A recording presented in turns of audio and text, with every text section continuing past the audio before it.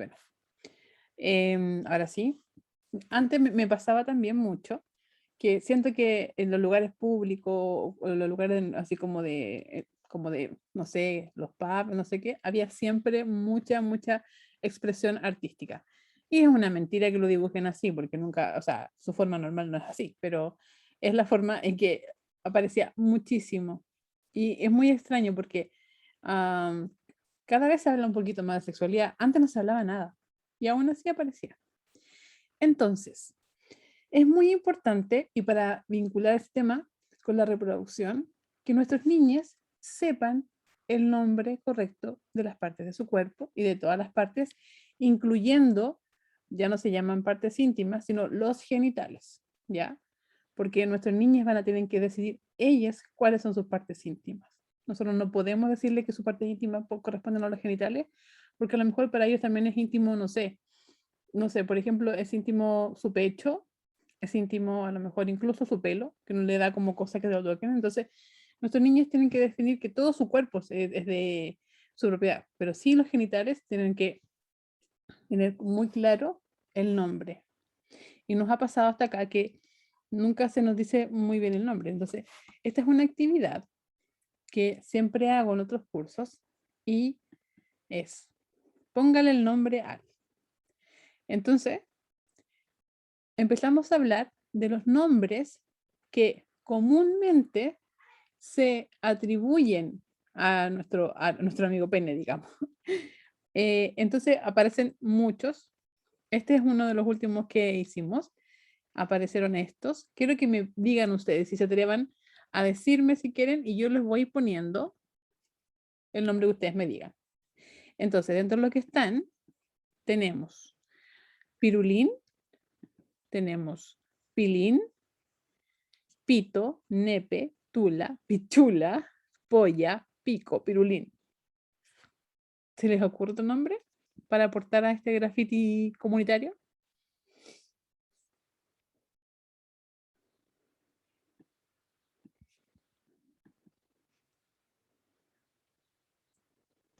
Creo que son todos los que he escuchado. La Camila, te gané entonces. Te dejamos. Sí, yo igual estaba pensando lo mismo, profe, como que son como eso lo que comúnmente se le da. Perfecto. Entonces lo vamos a dejar así. Yo sé que hay muchos más. También no tengo más conocimiento de otros porque no lo suelo llamar muchas veces. Entonces, Yo he escuchado una ordinaria, sí, pues, pero diga, el como diga, más de grande, que les dicen como el sin hueso. vamos a ponerlo sin hueso al tiro. Mira, ahí quedó. Mira cómo colaboraste, Carla, a nuestro mural. Entonces, me acordé de algunos ordinarios también.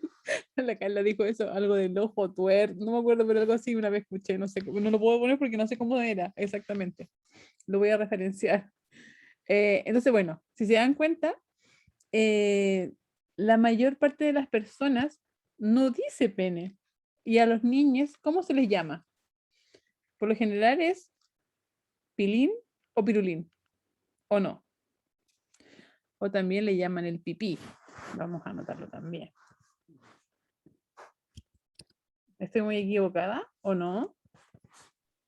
Sí, es verdad eso, profe. Mi mamá, por ejemplo, que a veces cuida a mi sobrina, eh, le dice, quiere ir al baño, y le dice, ya, sécate el pilín.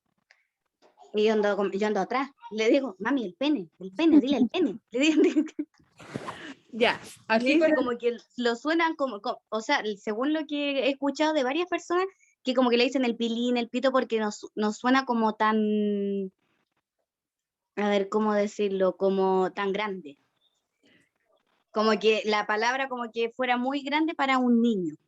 Se dan cuenta que, por ejemplo, la nariz no crece, siempre es nariz, no es naricita, lanita, nada, siempre es nariz. Cuando somos niñas es nariz, cuando somos bebés es nariz, pero cuando crecemos sigue siendo nariz. En cambio, como que los genitales tienen que irse adaptando según el crecimiento, esa es como la versión. Entonces, igual es como, es muy de lo cultural, quiero que eso también lo entiendan, ¿ya? Esto es súper importante que ustedes, futuras docentes, empiecen a legitimar el nombre correcto a las partes del cuerpo. Esto es la base para enseñar sobre reproducción, pero además es la base para el cuidado.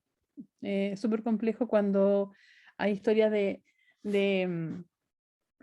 de niñas que quisieron contar de abuso, pero dijeron un nombre a su genital que la gente no lo entendió. Entonces no se dio, no se actuó de forma rápida. Entonces es súper importante esto. Y bueno, así como tenemos el genital masculino, tenemos los femeninos. Miren, tienen más nombres según los otros compañeros. Le dicen la chichi, la zorra, el sapo, la niña, la coneja. Otra vez la coneja la vamos a eliminar. Que alguien me la repitió acá. Déjenme acá. El chochito, el choro, la payasa, potito de adelante. Eso. Yo he escuchado a algunas mamás decir así. La zona íntima, por sapo, cuca. ¿Se le ocurre alguna más que ustedes llamen? O que ustedes hayan escuchado.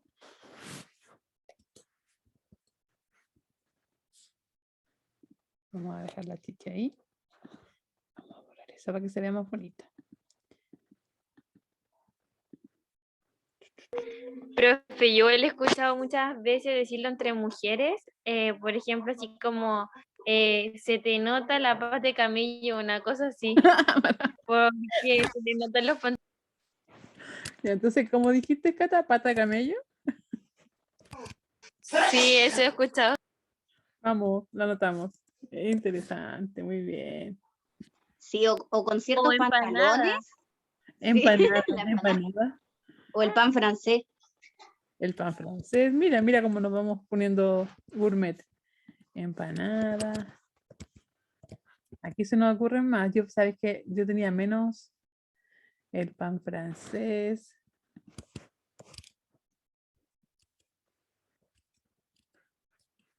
Qué incómodo cuando te pones un pantalón y te queda apretado. Como que uno está ahí como súper incómoda. Ya. Miren, chicas. Miren la cantidad de acepciones para la misma parte. Esto también, lo mismo. ¿Cómo se llama? Vamos a ver cómo se llama más adelante. Pero para que ustedes se hagan un poco la idea de todas las cosas, de todos los nombres, de todas las acepciones que van a escuchar o pudieron haber escuchado sus niñas o sus niñas cuando vayan a sus clases. Entonces, no da lo mismo que ustedes que van a ocupar, aunque no lo quieran, un lugar de poder, porque van a ser la profe. Las profes siempre tenemos un lugar de poder, aunque no lo queramos. Entonces, en ese lugar, lo que ustedes digan de repente pasa a ser como ley. Así que por eso hay que poner mucho cuidado con con lo que estamos diciendo. Es divertido, nos podemos reír, pero cuando sea formal o cuando necesitamos dar una información correcta y cierta, tenemos que ser formales, ¿ya? Eso. Vamos a partir la clase entonces. Muchas gracias por construir conmigo. Vamos a seguir acá. Y vamos a ir. Hoy día nos toca y nos convoca reproductividad, ¿ok? Y vamos acá. Entonces, iniciamos por supuesto con los genitales sin eufemismos. Eufemismo es el nombre falso para nombrar las partes del cuerpo y por eso era importante que ustedes se dieran cuenta que eso es mucho más común de lo que pensamos. Muchas veces hemos escuchado y hemos dicho y hemos nombrado nuestros genitales, los genitales de otros, con nombres que buscan, de cierta forma, como dice Carla, acercar al resto, porque es como, se ha entendido socialmente que decir el nombre correcto puede ser como, puede transgredir al otro. Pero miren, así como es súper extraño cuando pensamos que podemos decir todo nuestro cuerpo menos esa parte. Y bueno, además, vamos a problematizar y vamos a empezar a poner sobre la mesa cómo tenemos que hablar, cómo se puede hablar con nuestros niños de la sexualidad como tal, qué ideas tienen que tener nuestros niños sobre eso. Vamos a hablar de la reproducción y los cuidados Y por supuesto vamos a hablar de reproducción en palabras mayores que finalmente tienen que ver con que la reproducción ya no es como pensábamos anteriormente, que es solamente una forma de reproducirse. ¿Ok? Hay muchas formas que yo, por supuesto, tuve que estudiar, pero no las manejo muy bien todas, pero sí he tenido que estudiar para poder presentárselas a ustedes.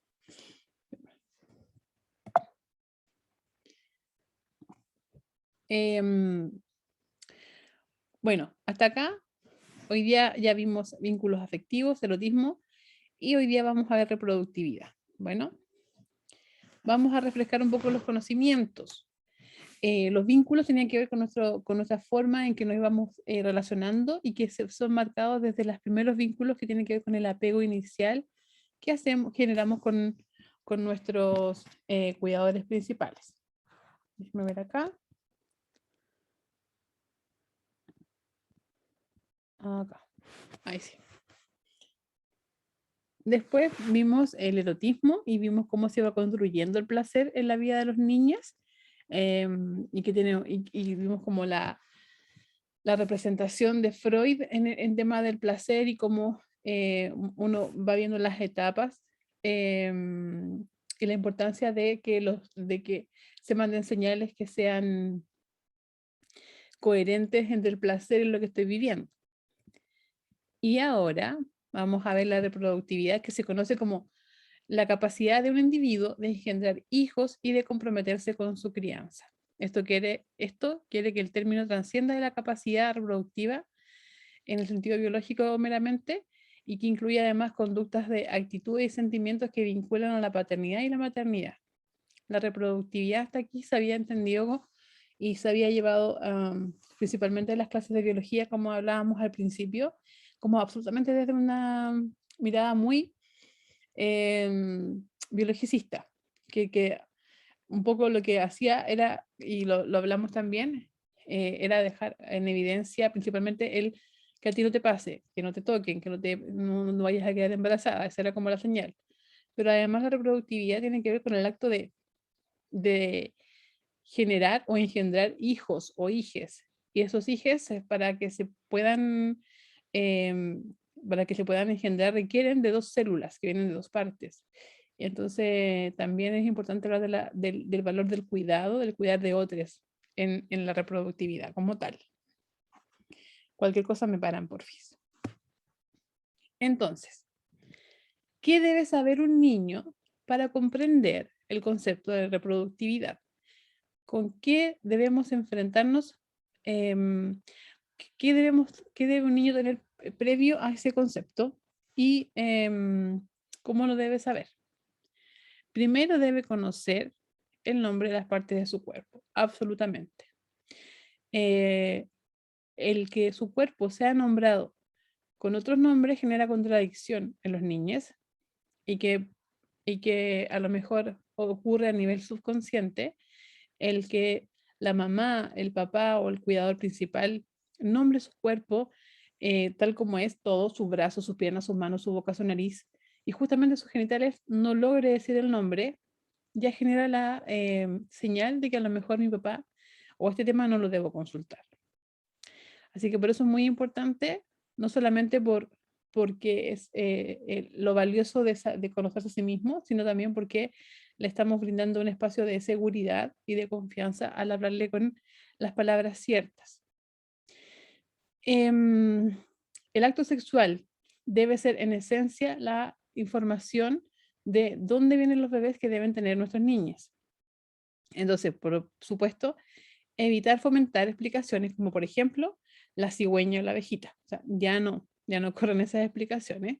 O disfrazar y mentir la verdad, o como por ejemplo de la plantita, o no sé si yo le pedí en el foro justamente esto, así que les pido que vayan a escribir en el foro qué explicaciones así muy absurdas ustedes han escuchado, han pensado, han dicho, han imaginado de la reproducción.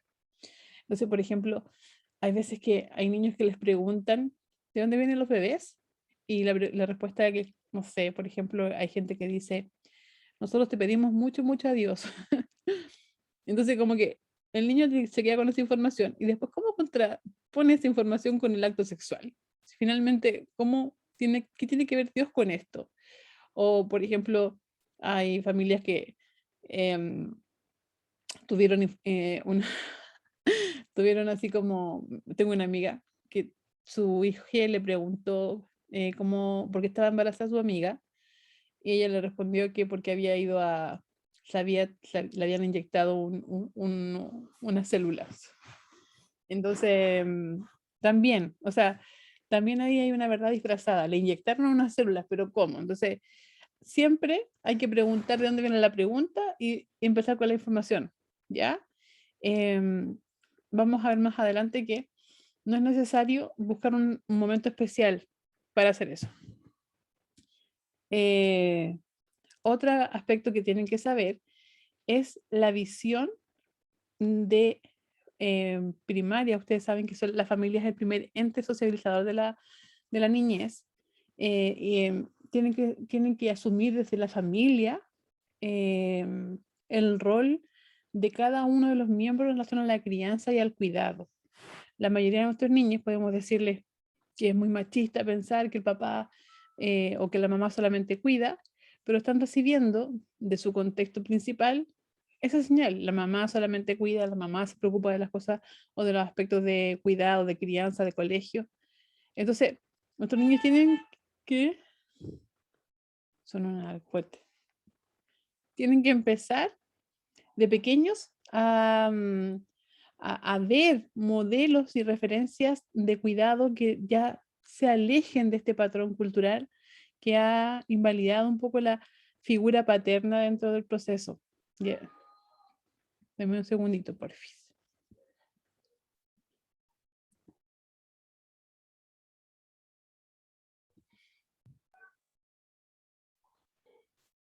Llegó una encomienda, ahora sí.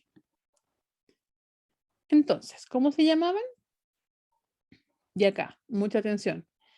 ¿Saben que hay muchos tipos de vulvas, chicas? Bueno, tienen que ir a buscar a cuál pertenece la suya. Es casi que el horóscopo. Pero bueno, se llama vulva. La parte que se observa se llama vulva.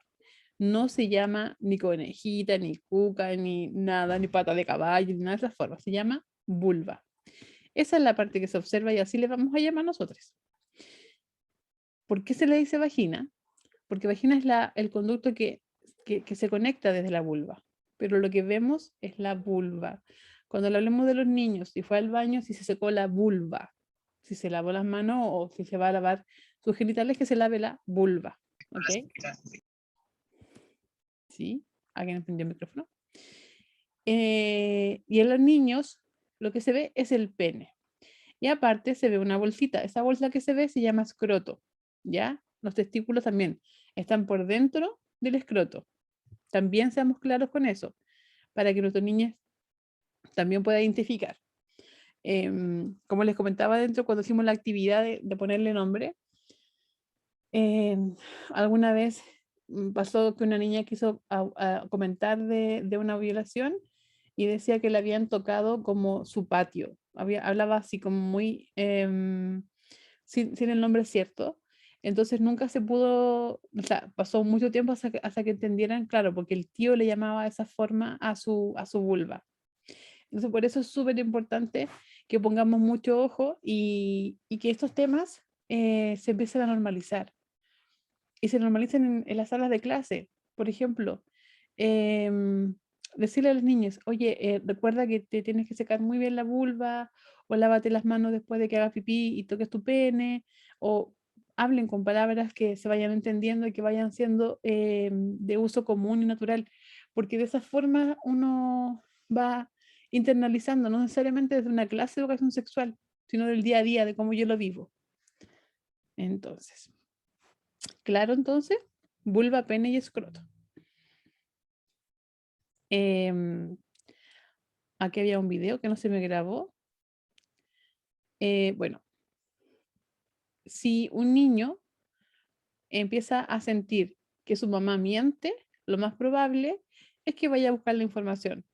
Por eso es importante que existan adultos sensibles Y a lo mejor ese adulto sensible no va a ser la mamá, porque la mamá a lo mejor va a pasar que va a tener como complejo o va a estar como, o le va a dar lata, hablar del tema. Entonces, puede que sea un profe, puede que sea un profe eh, que valide el tema como algo natural y lo diga, y diga nombres como, por ejemplo, oye, es importante que tú preguntes esto antes de hacerlo, eso se llama consentimiento. Y poner temas en el tapete de las clases diariamente hasta que un niño quizás se te va a preguntar, porque a lo mejor no va a haber en la primera red alguien que esté atento. Entonces, ¿de dónde vienen los bebés? Es a partir de los 4 años donde estas preguntas, y 4 años más 1, menos 1, pero principalmente 4 años, donde empiezan estas preguntas de la gestación. Y aquí empezamos a imaginar un montón de cosas. Acá yo tengo un video que quiero que ustedes vean con mucha atención y que me digan después, ¿para qué edad? Bueno, primero si les parece o no la explicación que da el video. Segundo, me digan, ¿para qué edad ustedes creen que este video corresponde? Y piensen si es que les falta algo o les agregarían algo al video para una aplicación como correcta. Em, voy a compartir sonido. Listo. Ya.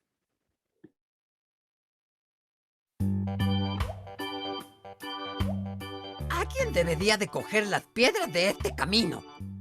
Lagartija, eso es un huevo. Así es como las gallinas se reproducen. ¿Qué? Se reproducen. Todas las cosas vivas se pueden reproducir, o sea que pueden crear una nueva vida. Entonces, ¿yo vengo de un huevo? Así es. ¿Tú también saliste de un huevo, Carla? No exactamente. Mi mamá me dijo que antes de nacer yo vivía en su útero. ¡Qué cool! Pero el huevo es más cool. Aquí viene mamá. Tal vez ella nos puede explicar mejor. Bueno, su papá tiene unas células pequeñitas adentro de su cuerpo llamadas espermatozoides. Son tan pequeños que solo se pueden ver con un microscopio. Parecen renacuajos. Y las mamás tienen dentro de su cuerpo óvulos, que son como huevos. Espera un segundo. ¿Tú dijiste que los humanos no ponen huevos? Bueno, no son como los huevos de gallina, lagartija. Son mucho más pequeñitos. Cuando uno de mis óvulos se unió con uno de los espermatozoides de su papá, viajaron juntos hasta mi útero y así fue como hicimos a Carla y a Carlos. Eso es trabajo de equipo. ¿De qué tamaño era cuando llegué a tu útero? Pequeñita, como un puntito. ¿Y de qué tamaño era yo cuando estaba listo para nacer? Pesabas 4 kilos, miles de veces más grande que cuando llegaste a mi útero. Estoy confundido. El óvulo y el espermatozoide están en cuerpos diferentes. Entonces, ¿cómo se juntan? Bueno, pues la forma del pene de un hombre embona perfectamente bien en la vagina de una mujer. ¿Como un rompecabezas? ¿Un rompecabezas de 2 piezas? Suena sencillo. Cuando la vagina y el pene están juntos, los espermatozoides salen por la apertura del pene, nadan por el útero y viajan hasta donde se encuentra el óvulo. Si un espermatozoide se une al óvulo, se convierten en uno solo y viajan por la tuba hasta el útero, en donde crece y crece hasta convertirse en un bebé. Les contaré a todos mis amigos cómo se hace un bebé. Lagartija.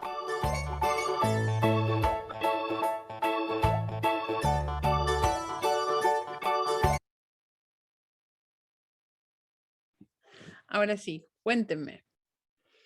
Primero, ¿qué les pareció la explicación? ¿Les parece buena explicación?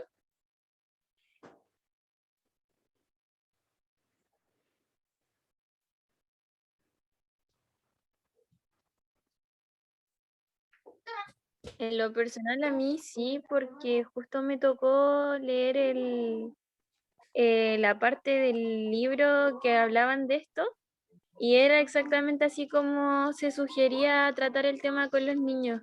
Igual tener el cuidado de que, por ejemplo, aquí la información la tratan toda de un viaje, pero explicaban que si es que el niño se queda conforme con la primera parte, parar y luego contarle el resto si es que surgían más preguntas, pero que en realidad así era la forma en que se debería abordar el tema. Muchas gracias, Cata. ¿El resto están todos de acuerdo también? ¿Les parece una buena explicación? Pregunta ahora, ¿qué agregarían ustedes a esta explicación? ¿Qué les falta? El consentimiento, Falta el decir cuando ambos quieren. claro, y como igual como yo creo que una edad, como enfatizar que no cuando niños se, como que se va a hacer este rompecabezas. Claro, es una cosa de adultos, Claro. También falta. ¿Qué otra cosa ustedes, por ejemplo, aparte de eso que dice Carla? Súper bien, Carla, me parece bien, bien, Cata.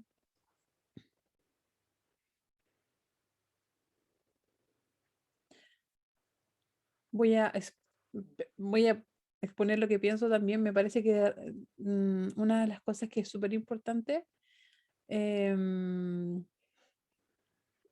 que me ha pasado, no sé si les conté a ustedes, pero yo escribí un cuento de justamente de esta área de reproducción.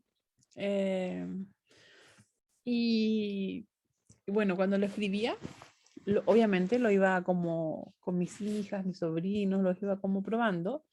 Entonces, mis hijas saben un poco, de hecho, saben muy bien cómo funciona esto. Una tiene 8, tiene 7 la otra. Y yo estaba súper tranquila porque es un tema que he intentado, no desde siempre, pero desde que estoy como consciente de lo importante que es, tenerlo como muy, muy sobre la mesa y de forma muy natural. Pero me pasó que yo les expliqué que efectivamente los cuerpos de las personas se unen, en fin. De hecho, lo que voy a hacer ahora es, les voy a mostrar el cuento para que vean más o menos cómo, déjenme buscar ese cuento, para que vean más o menos cómo le expliqué. Yo sentí que era la forma más, como más apropiada. Déjenme ver si lo encuentro.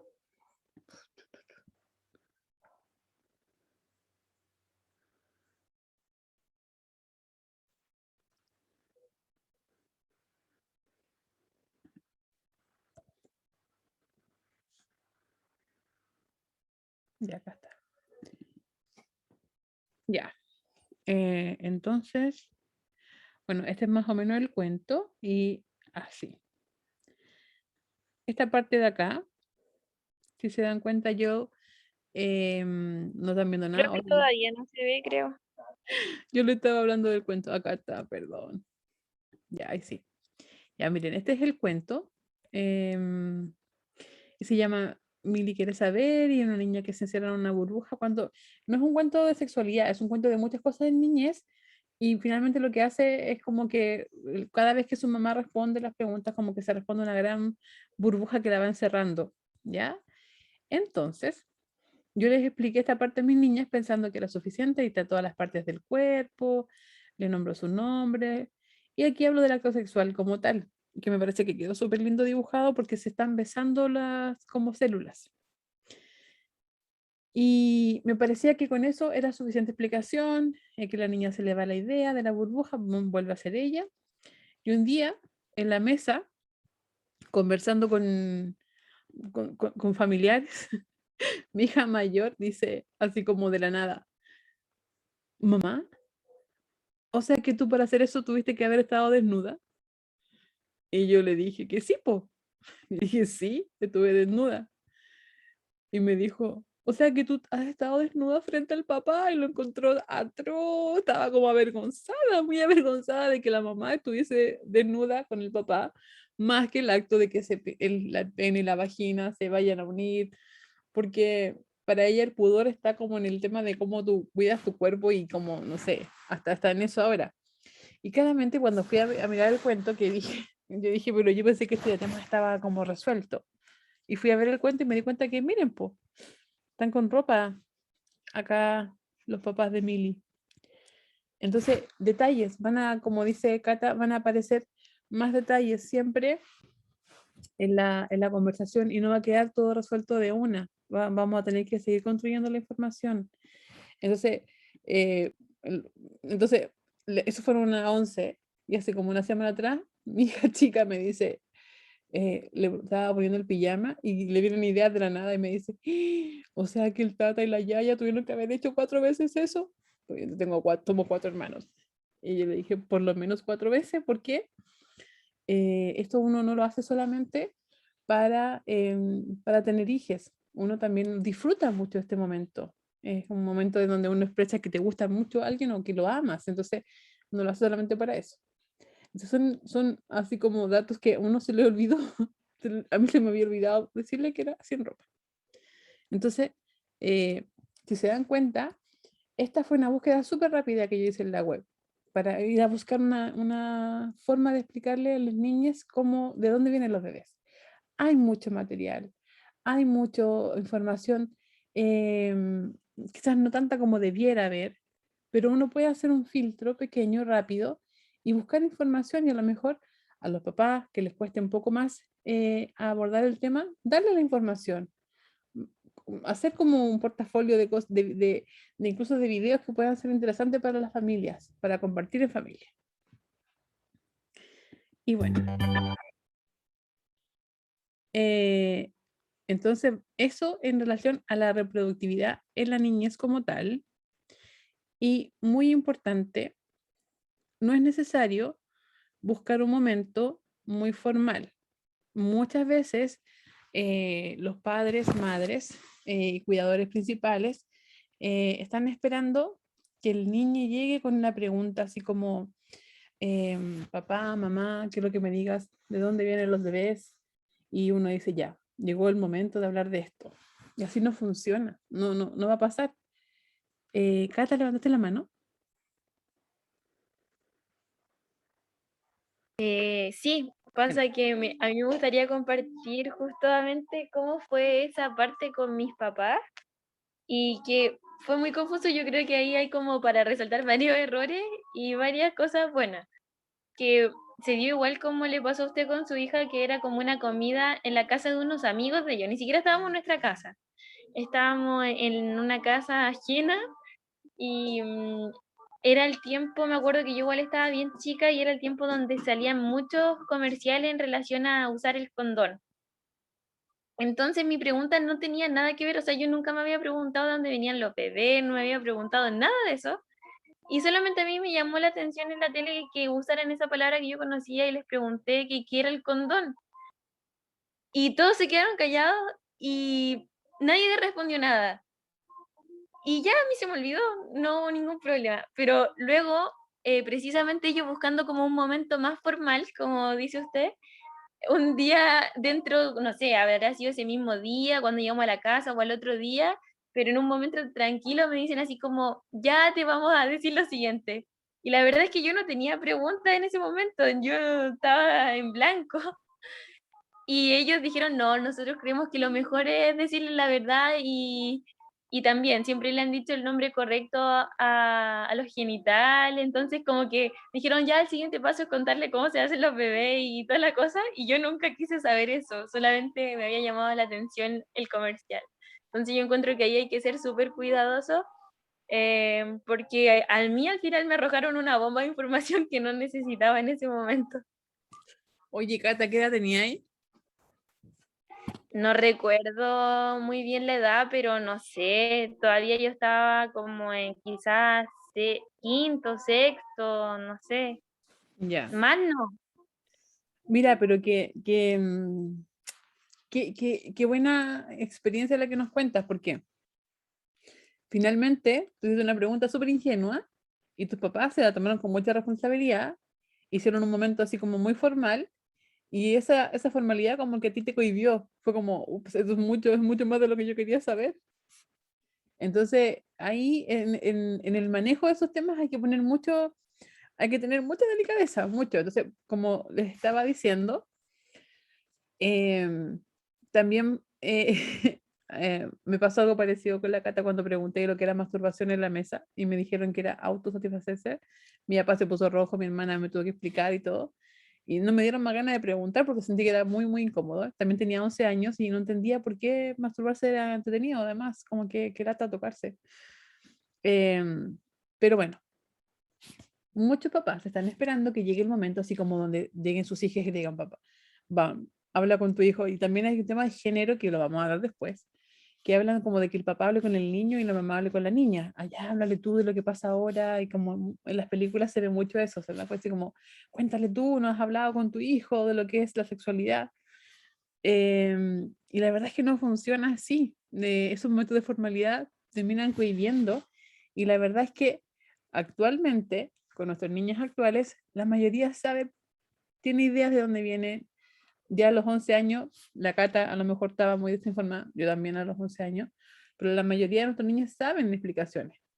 Entonces, ¿qué se sugiere? Se sugiere ocupar los momentos del día a día, ocupar los momentos como más como de la vida cotidiana.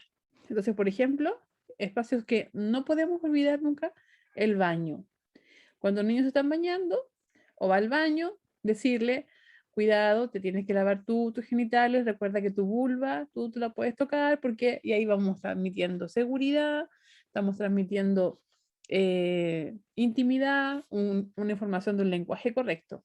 Y vamos a decirle, recuerda que tú te puedes tocar tu vulva porque es tu parte como que tiene que ver con, es como privada. Pero acá también no, el mensaje, y lo vamos a ver después cuando hablemos de la prevención del abuso, no es nadie te puede tocar, porque el nadie te puede tocar es un mandato social súper fuerte para las personas, y cuando nos tocan nos sentimos como que fallamos nosotras. Así que recuerda que tú te puedes tocar, es distinto, ¿ya? También, cuidado con tu pene, lávatelo tú. Si de repente tenemos hermanas, hermanos, primos, porque tenemos diferencias en los cuerpos, el cuerpo de una mujer con el cuerpo de un hombre, a grandes rasgos, porque vamos a ver en la próxima clase que hay 150.000 formas de vivir la sexualidad y del sexo como tal, pero eso. Las películas son una tremenda fuente de información, y que uno puede ocupar para hablar del tema. Cuando aparecen, por ejemplo, personas besándose, hablar del amor romántico. Una de las cosas súper importantes es como esperar que lleguen las preguntas, pero por ejemplo, si elegimos una película que puede ser como una elección como mala, nos dimos cuenta, no sé, les conté una vez esa película de Navidad que vi con mis hijas. Bueno, si les conté, perdónenme, pero una vez vi una película de Navidad muy mal, no sé cómo se llama, pero yo soy fanática de las películas de Navidad, entonces como que las veo todas.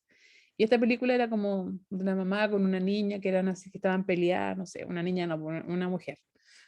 Y resulta que tenían que juntar plata, y estas dos mujeres se visten con unos vestidos muy cortos y van a tocar con una campana y a pedir plata.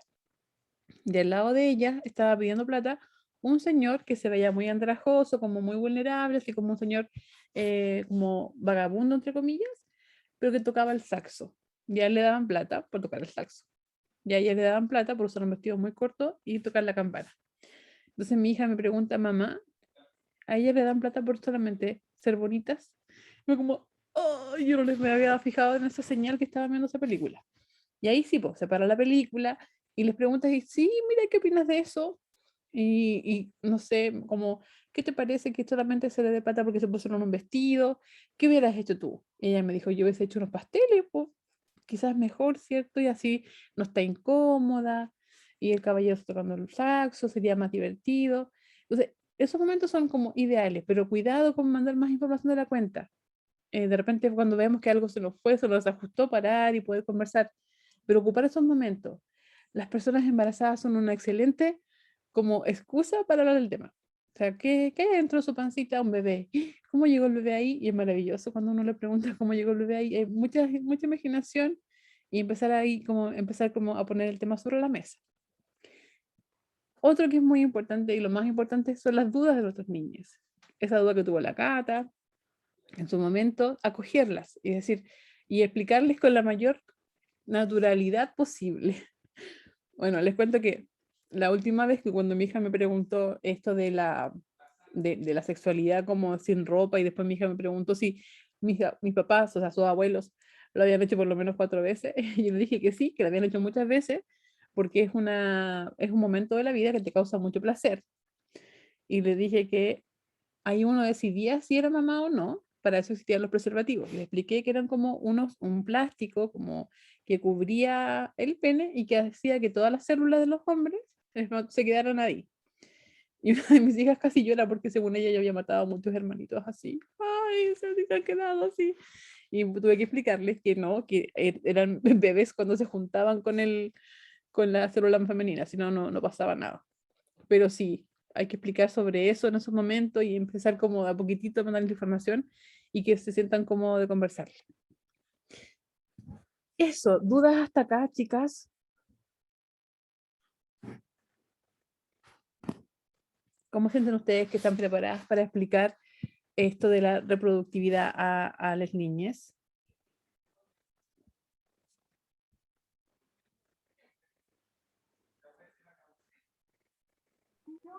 Yo creo que igual es difícil saberlo porque al menos no sé si mis compañeras habrán tenido otras experiencias, pero igual hace poco siento que se ha ido avanzando hace poco en este aspecto. Aún muchas cosas son tanto para las familias como para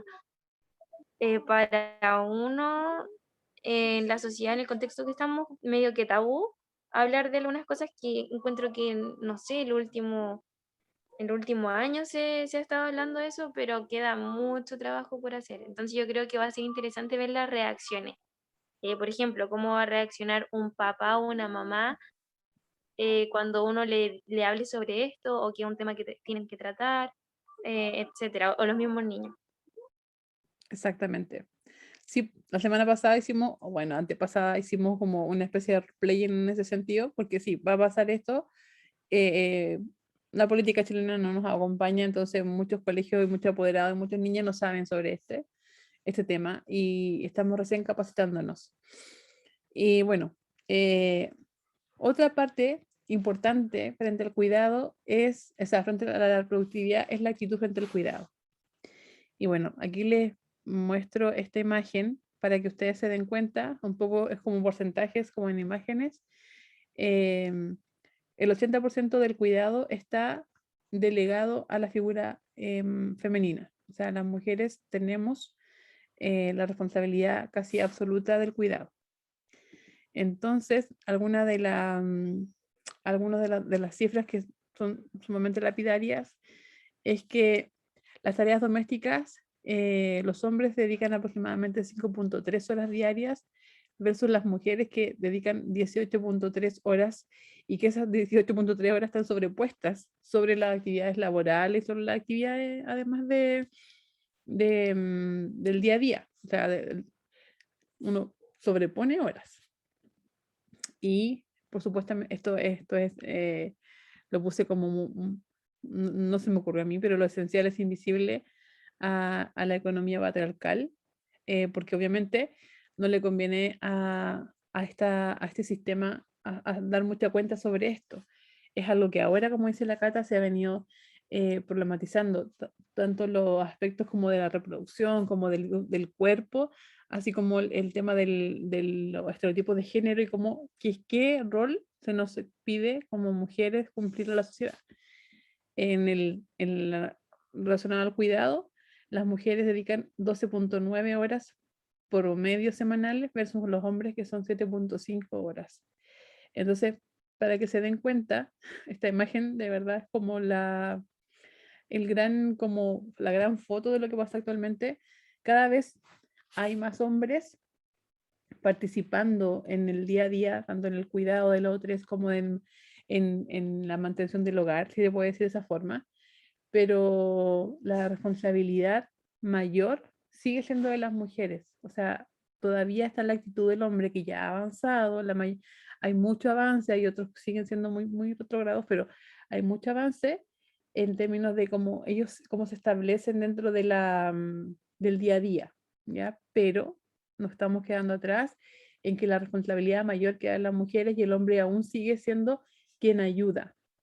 O sea, la idea no es ser un ayudante, la idea es ser un corresponsable. Entonces, por ejemplo, si la mujer no le pidió al hombre lavar la ropa se queda sucia. Si la mujer le pidió al hombre lavar la ropa, el hombre no la lavó, la responsabilidad de que tus hijas vayan limpias al colegio es de la mujer. Entonces, así funciona este mundo todavía. Si ese hombre ayuda, la mujer tiene que dar como las gracias porque la están ayudando. Entonces, cuando lo exiges son de ambos, cuando las responsabilidades laborales son de ambos, creo que ya este es un discurso que ya no se debiera estar dando. Pero, bienvenidos, estamos en este discurso todavía. Bueno, eso con el tema de la reproductividad en la niñez. Ahora vamos a ver algunos aspectos de reproductividad ya más adultos. Cosas que decir mientras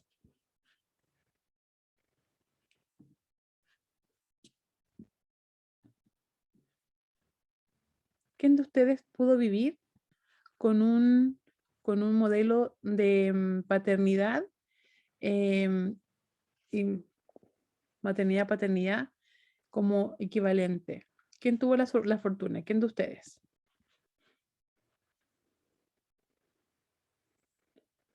¿Ninguna? Uy, no ha cambiado nada la cosa entonces, chiquilla, yo tampoco. ¿Saben qué? ¿Y quién de ustedes puede decir que tuvo un papá bacán, presente? Bacán, la Cata. Ya, es súper complejo este tema. Hay estudios que dicen que las personas que tuvieron a un papá presente, y aquí vamos a hacer la distinción, presente no en el sentido de que estaba en la casa, sino en el sentido de que era uno más y estaba presente en tu crianza como tal, o sea, quien estuvo ahí ayudándote a la alimentación, a cambiarte ropa, a estudiar, a llevar las tareas al colegio. Las personas que tuvieron un papá, entre comillas, así de participante, tienen como mayor éxito a nivel general porque logran establecerse como con una mayor confianza. Así que la figura paterna tiene muchísima importancia en el desarrollo, sobre todo de las mujeres. Es súper extraño esto porque siempre se nos hacía pensar que como que si no había un papá presente, iban a haber niñes como complejos, como complicados. Pero es súper importante. Tell me. All right. Ya.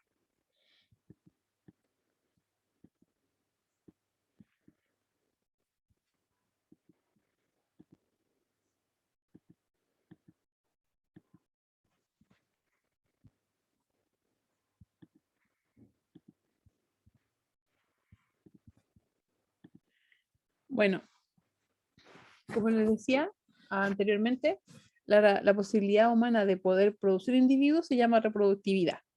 Y en gran medida son similares, aunque no idénticos, menos mal, la raza va mejorando. Pero además no solamente se refieren los ADN, sino también las construcciones mentales que están asociadas al rol de cuidar. Existe una gran variabilidad de cuerpos donde se puede interconectar con diferentes sexos y distintas prácticas sexuales. Solo algunas prácticas sexuales pueden llegar a la concepción. Esto también es algo que tienen que tener sumamente claro. La posibilidad de poder ser papás o de engendrar papá o hijos, digamos, engendrar papá sería como raro, es muy, muy baja. O sea, de verdad, para los que son cristianos, es un milagro. O sea, poder tener un bebé es un milagro porque las posibilidades de que un espermio de verdad fecunde a un óvulo son bajísimas. Entonces, en ese contexto, además se han generado se han generado nuevas técnicas para ayudar a la concepción de muchas parejas, familias y personas que hasta hoy les había sido más bien esquiva. Entonces, por ejemplo, a personas con discapacidad, a parejas que son del mismo sexo, por ejemplo, se han investigado y se han comprobado nuevas formas para que puedan concebir hijos Sin embargo, bueno, también está pensado, obviamente, en personas heterosexuales principalmente, porque la sociedad como que se plantea de esa forma, en personas heterosexuales que tienen dificultad para concebir también. Entonces, algunos métodos de fecundación que vamos a ver hoy día son, por ejemplo, la fecundación in vitro. In vitro significa en vidrio, ¿ya? Entonces, esta es una técnica más utilizada actualmente. Consiste en fecundar el ovocito con el espermatozoide en el laboratorio, fuera del cuerpo tanto de la mamá como, o sea, fuera del cuerpo que lo va a acoger. Y posteriormente, cuando ya se produce la fecundación fuera, esto es transferido al útero de la mamá o de la persona que los va a cobijar. Entonces, esta es una de las formas que se ha usado mucho actualmente. Em, hay personas que ocupan esto de forma, sobre todo cuando existe una baja cantidad de espermios en los hombres que en las parejas heterosexuales que no pueden concebir, se extraen y es más posible que se produzca este acto fuera, porque se controlan las condiciones. ¿Ya? ¿Alguna de aquí tiene alguna relación con alguna fecundación así como asistida? ¿Conoce a alguien? ¿Conoce algo sobre el tema?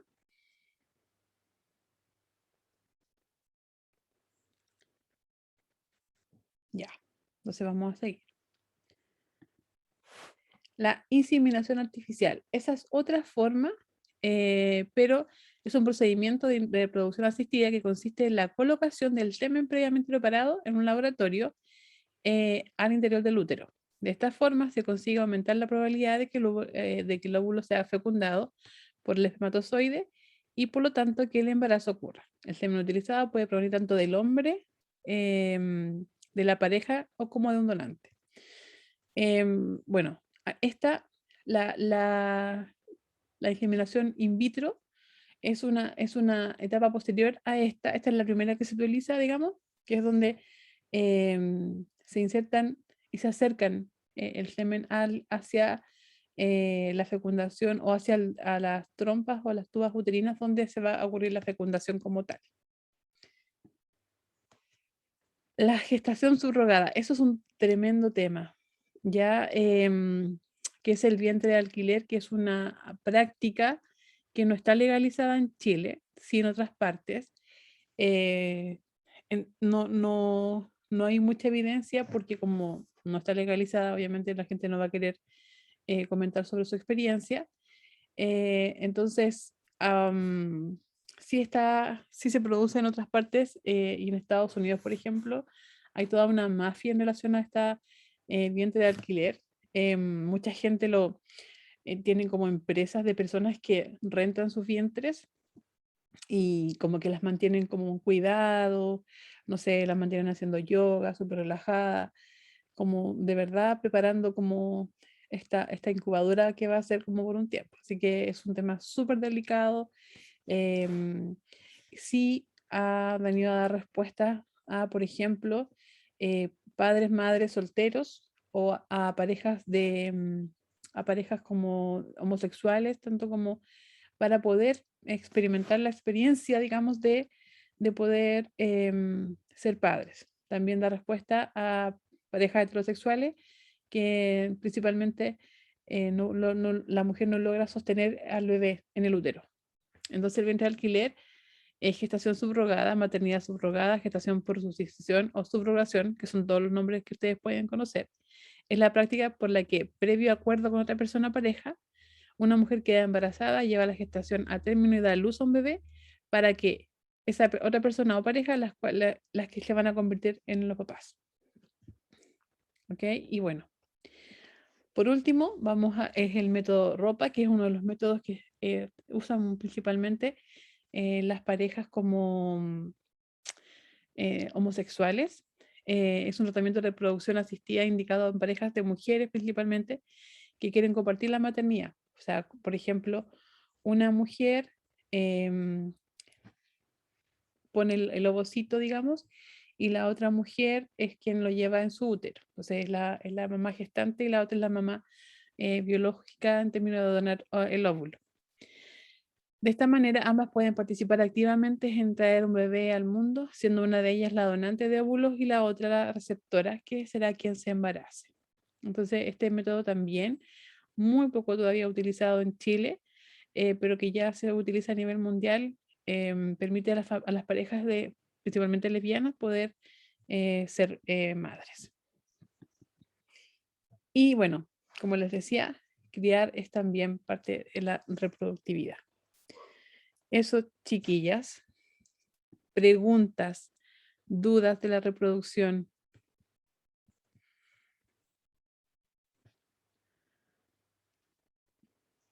¿Todo bien, Cata? Gracias por... Está todo claro, profe. Ya. No me queda a mí por lo menos ninguna duda. Entonces, si no hay dudas, vamos a parar. Son 20 para las 4. Nos juntamos a las 4 y vamos a empezar con el tema del género. Bueno, hoy día vamos a terminar los 4 temas de la sexualidad. Y el género es un tema muy importante como los otros también. ¿Ok?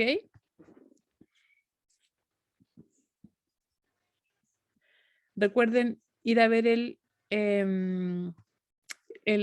foro, ¿ya? Para que no se queden sin responder. Ya, chicas, entonces vayan nomás. Tenemos 20 minutos de descanso hasta que volvamos. Chau, chau.